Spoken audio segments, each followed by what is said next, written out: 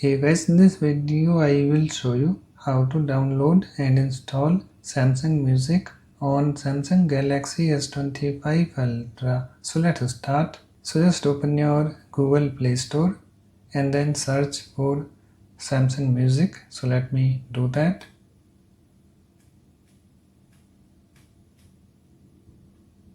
Okay. So here is the Samsung Music app. So just tap on it and then tap on install this button. Okay, so it's downloading, so let's wait, and it's installing and it's now installed. So to open it, just tap on this button. It's opened. Now agree to the terms and conditions by tapping on this continue this button.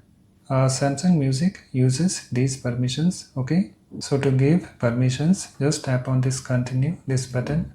Allow Samsung Music to access music and audio on this device. So just read this message, and if you agree, only then tap on this allow this button. So I agree to this, so let me tap on it. Allow Samsung Music to send you notifications. I don't want that, so let me tap on don't allow this button. If you want it, then just tap on allow this button. Okay, so that's it. Please like, comment and subscribe for more videos.